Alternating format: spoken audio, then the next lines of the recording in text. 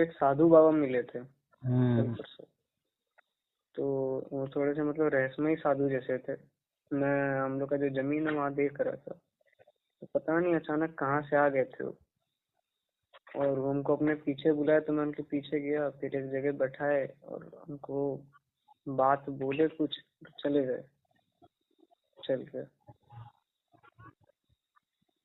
मतलब कह लीजिए आए, सलाह दी और चले गए। तो उनको अजीब लगा थोड़ा। क्या क्या किए, क्या कहे? वो कहे ना कि तुम जो योजना बनाए हो, या फिर ऐसा उनका कहने का मतलब ये था, तात्पर्य ये था कि तुम जो करना चाहते हो तो हो ना हो उसका कोई सियोरिटी नहीं है। उनका मैं शब्द उन्हीं का शब्द में कहता हूँ। तो कहना चाहते थे कि तुम जो करना चाहते हो जरूरी नहीं है कि हो, लेकिन समय जिस मार्ग पे ले जाएगा, जहाँ हम तुमको पहुँचाना चाहते हैं वहाँ जाओ। उनका ऐसा कहना था। और उनका कहना था समय जहाँ जब रास्ता दिखाएगा तुरंत उस पर जो है निर्णय लेना, तुरंत, जरा भी देरी ना करना। तो बोले हम चलते हैं। तो मैं प्रणाम किया उनको। समय भी काफी हो गया था, 6 बज रहा था, सांझ हो गया था। अगला दिन जैसे वो कहे थे, तो माँ का फोन आता है, यहाँ बकरी लाए, जैसे आपको नहीं पता हुआ शायद। तो बकरी यहीं पे था, तो चिल्ला रहा था। तो मैं कमरे में गया था सोने के लिए, तो फाटक बंद था, दरवाजा बंद था। माँ का फोन आया था, एक बार देख लो बकरी को, खोल दो, घूमेगा। मैं बोला मैं जा रहा हूँ सोने के लिए। कहाँ पर, देवघर में, चौकीडी में? नहीं, जोगड़ी में। तो मैं कहा कि मैं जा रहा हूँ सोने के लिए। तो गेट बंद के तुमको बाबा का बात याद आया कि वो कहे थे ऐसे ऐसे कि जब समय दिखाएगा तुरंत उस पर निर्णय लेना। तो तुरंत मैं गेट खोला, दौड़ के गया तो देखा कि बकरी मरने ही वाला था। गला में उसका जो लपटा हुआ था, बकरी का मुंह से आवाज नहीं निकल रहा, पूरा फांसी जैसा लग गया। घूम घूम के इतना बकरी घूमा, गला में लिपट गया पूरा। उसको खोला मैं, फिर माँ को बताया। तो माँ को डांटी भी कि तुम ऐसा कहे जाता है इधर उधर। तो ये बाबा जो थे, ये ढोंगी बाबा थे, असली थे, नकली थे, क्या है हमको तो उतना जानकारी नहीं है, आप ही बताइए।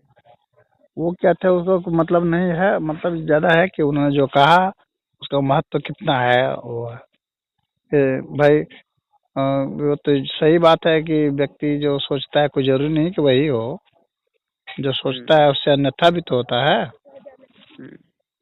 समझ रहे हो? हाँ। ऐसा नहीं होता है कि तुम जो सोच रहे हो वही होगा, जो नहीं सोच रहे हो वह भी होगा। जो सोच रहे हो उसके होने के चांसेस कम होते हैं, जो नहीं सोच रहे हो उसी के होने के चांसेस ज्यादा होते हैं। हाँ, लेकिन फिर आज माँ हमको जब दुकान पे भेजी तो हमको दूसरा संकेत मिला। वहाँ एक आदमी पॉडकास्ट देख रहा था मोदी जी का, जो मैं भी देखा था। तो वो जब पॉडकास्ट देख रहा था उसमें रेंडमली लाइन मोदी जी कहते हैं, आप भी सुने होंगे, कि मैंने कभी सोचा नहीं था मैं प्रधानमंत्री बनूंगा। तो हम तो कभी नहीं सोचते थे, समय यहाँ घींचे चले के लेके आ गया। हाँ, वो तो ले ही जाता है ना, जिसको वो पूरे अस्तित्व को जो कराना है, जिससे वो करा के ही दम लेता है। हाँ, तो फिर हमको वहाँ से एक इशारा मिल गया। तो हमको कुछ समझ नहीं आ रहा था कि ये क्या है, सच है झूठ है क्या है। कुछ लोग से पूछा तो बोले तुमको भगवान ने दर्शन दिया, ऐसा होता है। समय जो है उसको जहाँ ले जाना है वहाँ ले जाता है हर व्यक्ति को। अपने मन से तुम ऐसा नहीं है कि तुम कुछ भी कर दोगे, कुछ भी हो जाओगे, ऐसा कुछ नहीं होता है। अच्छा, ऐसा सच में है क्या कि भाग्य लिखा हुआ होता है? हाँ, लेकिन उस लिखे हुए कौन पढ़ सकता है? कोई नहीं पढ़ सकता है ना, क्या है वो पता नहीं। इसीलिए मनुष्य को भगवान कहे ना गीता में, कर्मण्येवाधिकारस्ते मा फलेषु कदाचन। मतलब माँ फल हेतुर्भुर्माते संगोऽस्तु कर्मणि। मतलब कि तुम अपने कर्म किए जाओ, कर्म पर तुम्हारा अधिकार है, उसको किए जाओ, जितना अधिकार है तुम्हारा उतना किए जाओ। और कर्म फल की चिंता मत करो, परिणाम की चिंता मत करो। परिणाम तुम्हारे बस का है नहीं, परिणाम तो हमारे बस का है, हम देंगे परिणाम। समझ गए? तो ऐसा कुछ घटना है क्या इस अस्तित्व में कि भगवान जी को दर्शन दिए? क्या मतलब आज तक अभी तक जो रिकॉर्ड है इसमें कहीं भी कुछ ऐसा है कि कभी कोई नॉर्मल इंसान को कोई भगवान दर्शन दिए? क्योंकि कुछ लोग हमको कहा कि भगवान हो सकते हैं। ऐसा है ना कि भगवान का कहीं अभाव नहीं है। कोई ऐसी चीज नहीं है कि जो भगवान नहीं है। हमारा देखने का नजरिया क्या है यह बतलाता है कि वह क्या है। एक ही व्यक्ति है, अगर किसी मतलब बांस को देख रहा है कहेगा बांस है ये, वही एक योगी ध्यान देखेगा कहेगा कि नहीं ये तो ईश्वर है। तो नजरिया होता है देखने का। आपकी दृष्टि जितनी प्रखर है उतना देख सकते हैं, उतना अंदर उसको देख सकते हैं, उसके अन्य रूप को देख सकते हैं उसी में। अब किसी को बांस दिख रहा है और वैज्ञानिक है, उसको उसमें कोशिकाएं दिख रही है, उसके पास कोई यंत्र है, वो उन कोशिकाओं को देख लेता है, उसके भीतर जो संरचना है उसको देख लेता है। फिजिक्स का केमिस्ट्री का वैज्ञानिक होगा तो केमिस्ट्री का वैज्ञानिक है, उसके भीतर के केमिकल जो कॉन्स्टिट्यूएंट है उसको देख लेगा। फिजिक्स का होगा तो उसके भीतर जो है रिएक्शन है वो देख लेगा, उसके भीतर जो फोर्स है वो देख लेगा। तो कहने का मतलब है आपका जो नजरिया है, आपकी जितनी पहुंच है, आपकी जितनी साधना है, आपके पास जितने यंत्र हैं, जिस तरह उसके हिसाब से आप देखते हैं किसी चीज को। तो बहुत अच्छा उदाहरण आप दिए हैं कि कोई अगर बांस देखता है तो कहता है ये बांस है, कोई देखता है इसके अंदर केमिकल है, कोई देखता है कि ये बांस है तो ये बन सकता है। सबका अपना अपना नजरिया है। हाँ, तो जो भक्त होता है वो देख लेता है, वो कहता है भगवान है। समझ गए? हाँ। तो ऐसा नहीं है कि भगवान कहीं किसी को दर्शन देते हैं अलग से, कुछ ऐसा ऐसा अलग से नहीं होता है। आपकी अलग दृष्टि होती है। आप अपने माता में, पिता में भगवान देख सकते हैं, अपने जो है मंदिर में भगवान देख सकते हैं, मूर्ति में भगवान देख सकते हैं, पेड़ पौधे में देख सकते हैं। अच्छा, ऐसा है नहीं देख सकते हैं। आपकी आंख की ताकत कितनी है, आपकी समझदारी कितनी है, आपके माइंड की पावर क्या है, उसके ऊपर निर्भर करता है कि आप किसको देखते हैं और उसको देख करके कितने दूर तक उसको में देख लेते हैं और अपने भीतर कितने देख लेते हैं। लोग अपने भीतर ही भगवान का दर्शन कर लेते हैं। ये बात हुई है। लेकिन मैं ये कहना चाहता हूँ कि ऐसा है क्या कि कोई इंसान कहीं पे खड़ा है तो एक जगह से दूसरी जगह गायब हो जाए? क्या मतलब? खड़ा है तो गायब हो जाए? मतलब कि ये जैसे फिल्म में दिखाते हैं कि ये इंसान अभी यहाँ था, अभी गायब हो गया, या फिर टेलीपोर्ट हो गया, ऐसा कुछ असली में भी होता है? उस अवस्था में अगर कोई जाएगा तो हो सकता है। नहीं, क्योंकि कल जो है अपना जहाँ जमीन है ना, वो जहाँ पे वो कच्चा रास्ता है, तो वहाँ पे 2 जमीन है ना, जहाँ बांस लगा हुआ, एक नीचे एक ऊपर है, मतलब तालाब के साइड में है ना जमीन अपना। तो वहीं पे वो बाबा बेड़ का पेड़ से नीचे उतर रहे थे, तो फिर जब हमको बताया और जा रहे थे, जब मैं पीछे पलटा दिखे गायब हो गए बाबा, है ही नहीं। गायब भी हो जाता है क्या इंसान, या फिर आंख का कुछ दोष होता है? ये क्या? दोनों हो सकता है। आदमी को न दिखे, वो आदमी कहीं और है, ये देख रहा है कहीं और, या वो व्यक्ति कहीं और है, ये सोच रहा है कुछ और, तो देखते हुए भी आदमी नहीं दिखता है। ऐसा भी हो सकता है। मैं अपना नजर हर तरफ घुमा के देखा, कहीं नहीं दिखा हमको। हाँ, तो कोई वहाँ वो कोई जो ढलान है वहाँ भी छिपा हुआ, उधर से गुजर रहा, उधर से नहीं दिखा हो, बहुत कुछ हो सकता है। और ये भी हो सकता है कि अंतर्धान भी हो सकता है। ऐसा नहीं हो सकता है कि अंतर्धान नहीं हो सकता है। ये अनंत अस्तित्व है, यहाँ अनंत संभावनाएं भी है। यहाँ कोई ऐसी संभावना नहीं है जो नहीं हो सकती है। यहाँ सब कुछ हो सकता है। आदमी मोह में हो सकता है, सम्मोहन में हो सकता है, उसको माथा भ्रम कर सकता है। जो भांग पी लेते हैं ना तो वो उड़ने लगता है आकाश में, उनको लगता है उड़ रहे हैं, उड़ते नहीं है। लेकिन जो भांग पी लेता है उसको लगता है कि मैं उड़ रहा हूँ, और वैसा उसको फील होता है। तो इसलिए कौन है किसमें है जो LSD ले लेते हैं, LSD ड्रग होता है, उसको ले लेते हैं तो उसको भी लगता है कि मैं उड़ रहा हूँ, हाँ मेरी असीम ताकत हो गई है, उसको ऐसा लगता है।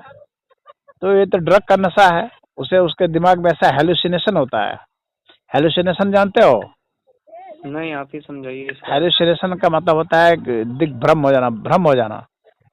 अच्छा। और वो कल्पना करने लगता है बहुत सारी बातों को, तो वो हेलुसिनेशन होता है। ये नशेड़ियों को हो जाता है या किसी के सम्मोहन में होता है, वैसा हो जाता है। तो बहुत कुछ हो सकता है, संभावनाओं की बहुत श्रृंखला है।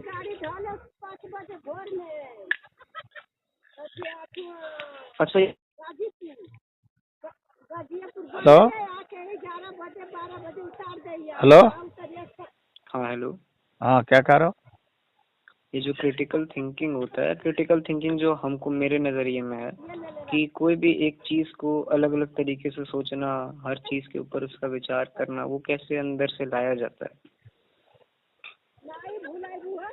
और तो उसका जितना नॉलेज बढ़ता जाएगा, जितने ज़्यादा फील्ड में, उतनी उसकी क्रिटिकल थिंकिंग बढ़ेगी। जैसे कि एक व्यक्ति जो है, उसको मान लो कि वो साहित्यकार है, ठीक है ना, तो वो साहित्य के नज़रिए से देखता है, तो उसकी क्रिटिकल थिंकिंग नहीं हो पाएगी। अगर वही व्यक्ति, अगर उसको साइंस का भी नॉलेज होगा, तो उसकी क्रिटिकल थिंकिंग और बढ़ेगी। साइंस में भी अगर उसको फिजिक्स का होगा तो और होगा, मान लो फिजिक्स का भी है, केमिस्ट्री का भी है, बायोलॉजी का भी है, तो उसको और नॉलेज बढ़ेगा। यानी जितने क्षेत्र में उसको नॉलेज होगा, उतनी उसकी क्रिटिकल थिंकिंग होगी।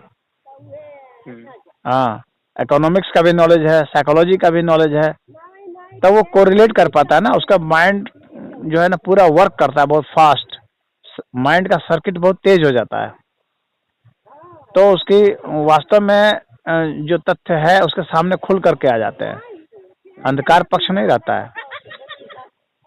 तो इसीलिए आपको जितने ज़्यादा विषयों का ज्ञान होगा और जितना गहरा ज्ञान होगा, आपके पास उतनी ही अच्छी क्रिटिकल थिंकिंग होगी।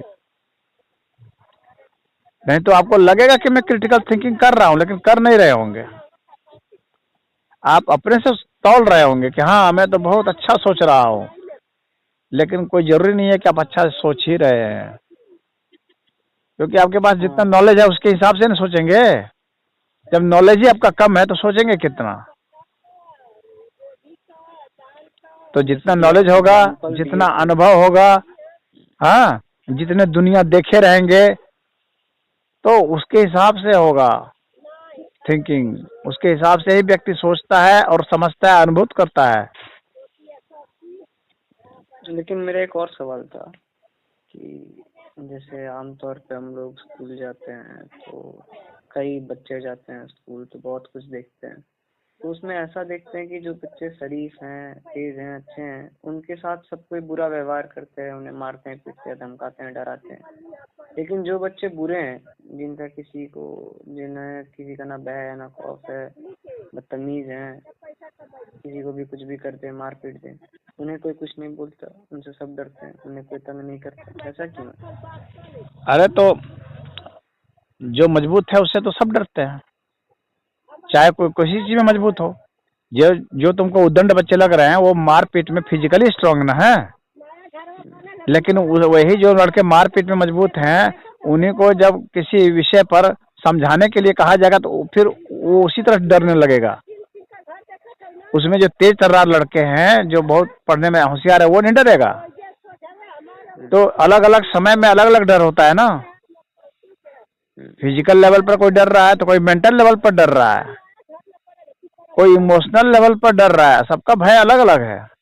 लेकिन कोई अगर मेंटली भी फिट है, इमोशनली भी फिट है और फिजिकली भी फिट है, फिर उसका क्या करना है? हाँ, तो फिर वो ज्यादा और अच्छा है, वो बेहतर है। वो जो हर तरह से फिट है, तो वो डराता थोड़ी है। ऐसा लड़के बहुत समझदार होते हैं, वो डराते नहीं हैं, वो सबसे कनेक्ट करते हैं, उनकी सबसे समझदारी होती है, वो सबसे रिलेशन बनाते हैं, उनका रिलेशन सबसे अच्छा होता है, स्ट्रांग होता है। वो सबके भले के लिए सोचते हैं, क्योंकि जो मस्तिष्क से अच्छा होगा, भावनाओं से अच्छा होगा, शरीर से भी अच्छा होगा, तो उसका कोई शोषण नहीं कर सकता, और वो भी किसी का शोषण नहीं करेगा।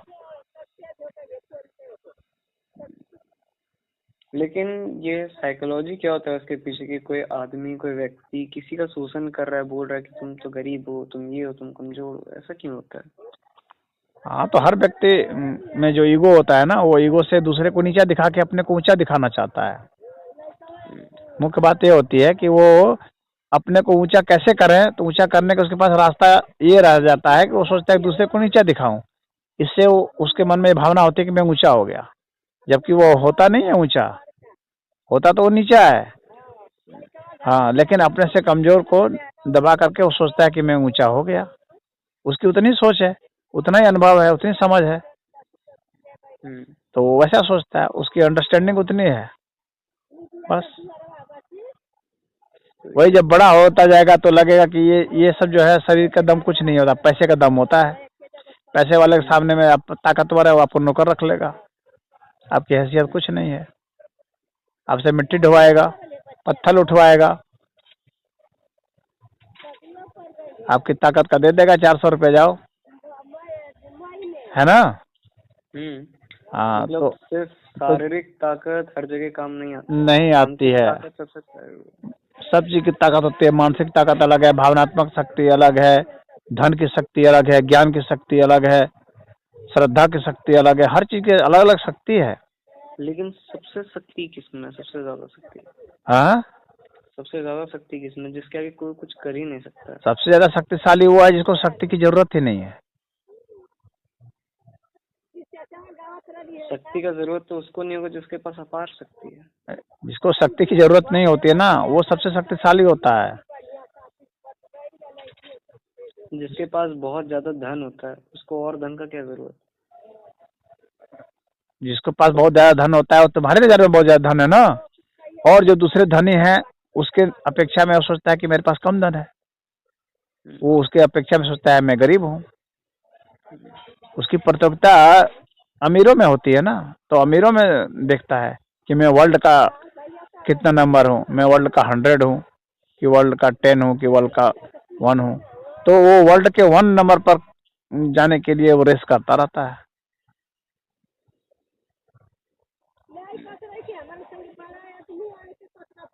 ये बात होती है।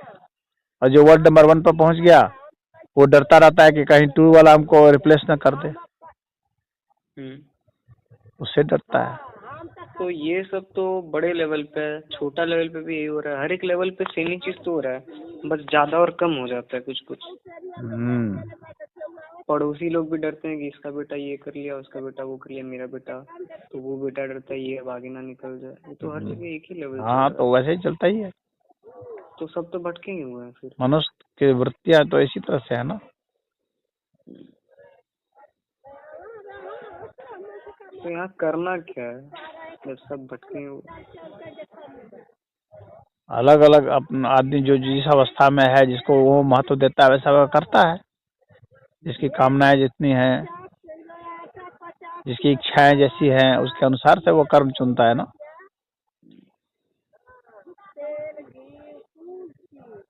तो ताकतवर कैसे बनना है? अब किस चीज की ताकत वो खोज रहा है वैसे बनता है। धन की ताकत खोजता है तो धन के लिए चल रहा है, और कोई पद प्रतिष्ठा का खोज रहा है तो उसके लिए चल रहा है, कोई राजनीति में चल रहा है कि हमको वो पद मिल जाए तो उसके लिए प्रयास कर रहा है, वो उसमें अपने दिमाग, शरीर, धन सब लगा रहा है।